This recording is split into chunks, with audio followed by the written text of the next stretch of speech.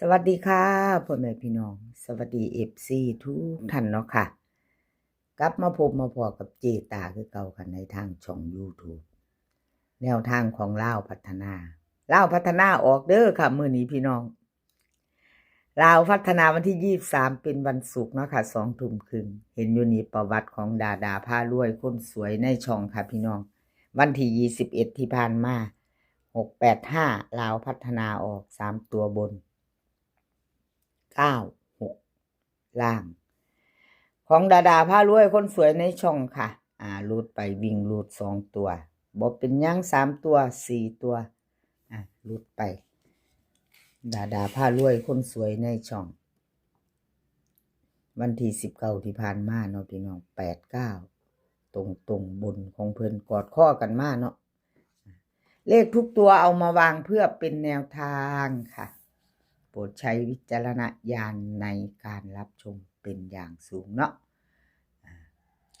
ดาพารวยเพิ่นว่าเจตาว่าซั่นหลุดอีกแล้วฝากกราบขอโทษขออภัย FC เพิ่นในเด้อว่าซั่นจ้าบ่เป็นหยังเนาะเป็นเพียงแนวทางมีเข้ามีหลุดกราบขอโทษขออภัยแทนดาพารวยเด้อค่ะเพิ่นฝากมาบอกอยู่แนวทางเพิ่นหลุดไปเพิ่นน่ารักค่ะดาพารวยคนสวยในช่องน่ารักมากดาพารวยมาไปต่อวันที่23แนวทางใหม่เนาะค่ะ23ของดาพารวย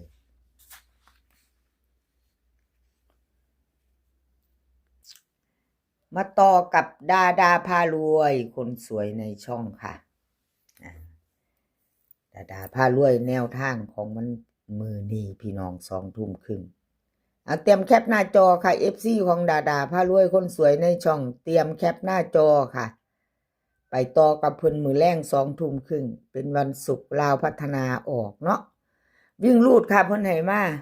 3กับ4คือเก่าค่ะ3 4 4 3มี2หางเน้นๆหน่อยๆเจาะของเซียนดาพารวยเนาะพี่น้อง3 4 1 4 4 1ค่ะกลับมาให้เรียบร้อย3ตัว1 3 4 0 1 3 4ตัวค่ะ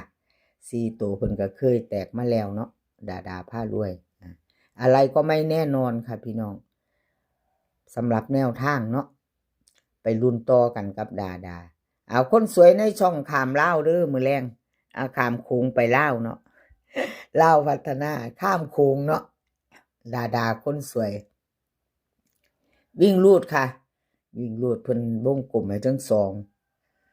งตู่เด้อค่ะวงกลมให้3กับ4 3 4 4 3 1 4นะวงกลมให้เน้นเพิ่นก็เอาตัวเน้นเพิ่น3 4กับ1 4เนาะค่ะตัวกลับก็ลองเน้น3ตัว1 3 4ตัวค่ะ0 1 3 4เนาะของดาพารวยคนสวยในช่องแคปหน้าจอค่ะไผจะไปต่อกับดาพารวยคนสวยในช่องก็แคปหน้าจอไว้รุ่นมือแรงค่ะไว้พิจารณามือแรง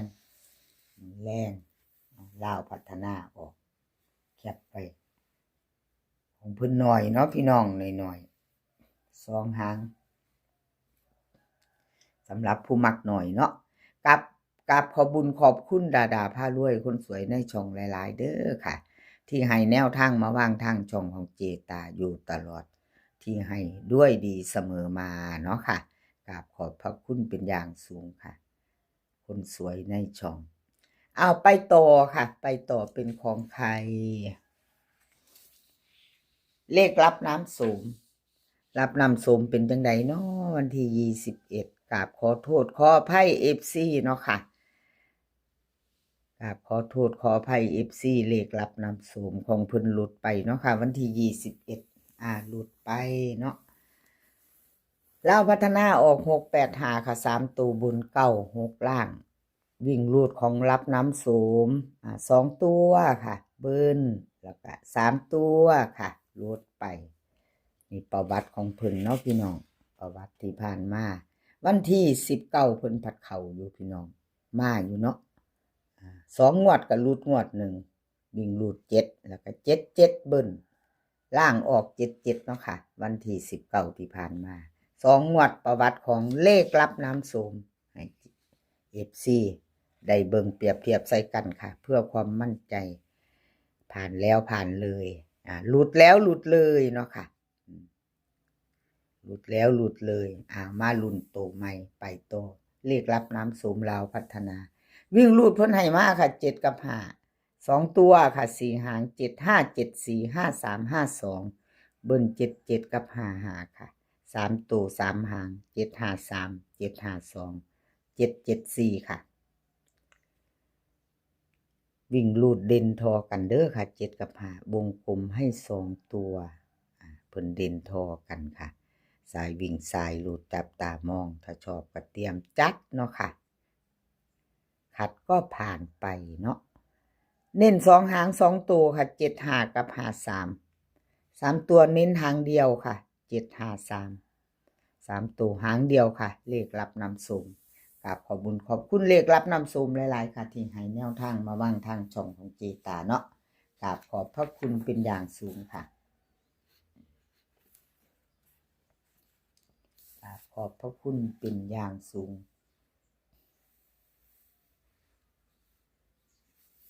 ไปโตค่ะ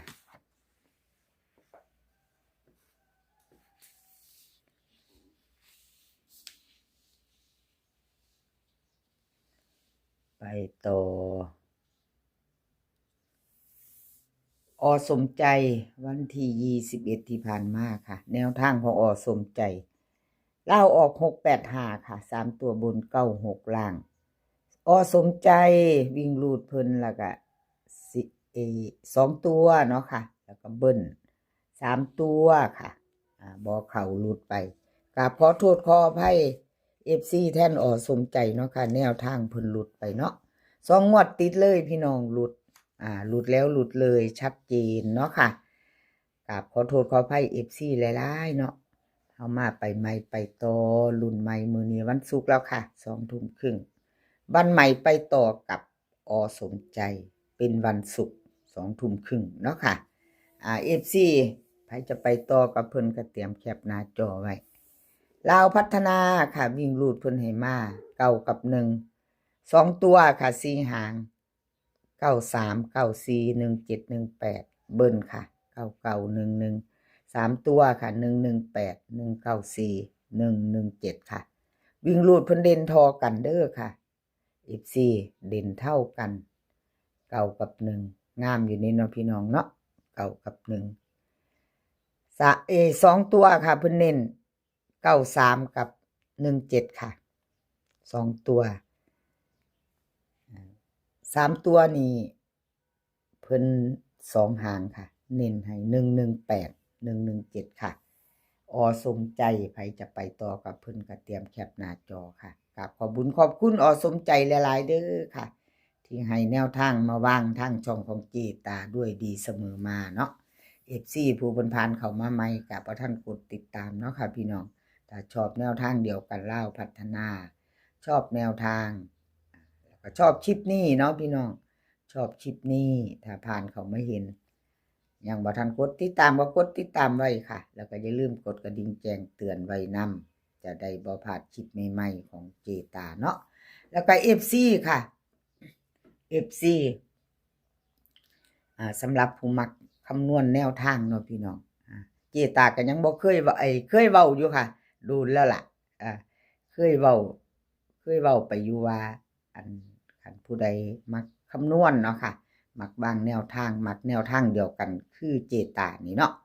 แล้วก็อยากมาวางแนวทางกับมาได้เนาะค่ะติดต่อเข้ามาเนาะ